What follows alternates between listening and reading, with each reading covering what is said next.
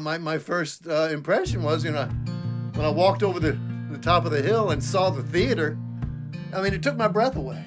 Here was this huge, wide open space with the water in the background and stuff, and I was like, this is the most beautiful place I've ever seen. And I got all excited about doing it. And once I did that first summer, I was hooked. I just remember falling in love with theater, and it was like the first piece of theater that I remember just falling in love with. I've always had a love affair with the Lost Colony. First memory of it was the first summer I was in it, the summer I was 6.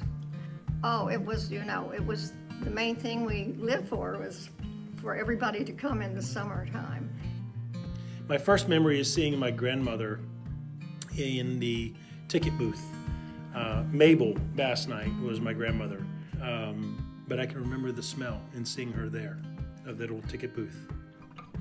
It is something that has definitely changed over the years, but it's still that same story, and it's a big part of the history of where we grew up, where we live, and I think it's important to tell it, and I love the way that it has evolved over the years to cater to the new audiences, and it's not stagnant. So much about human nature where we just sort of recreate a lot of the same things, but there's those one-off stories where you do something that has never been done before.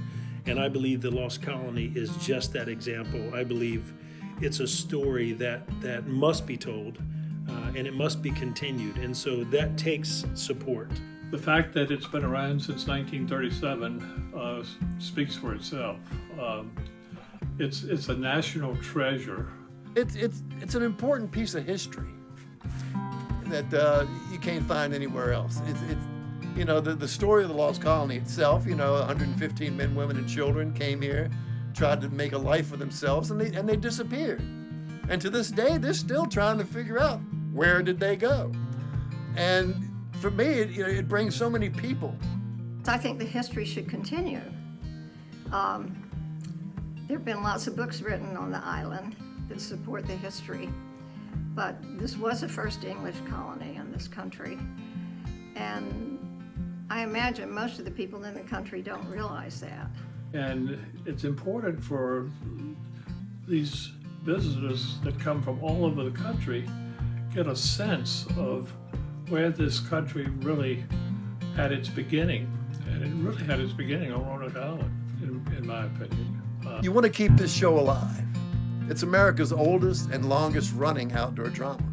I mean, we got to keep it going because, future generations need to see this story. They need to learn this little bit of history here that's become part of America.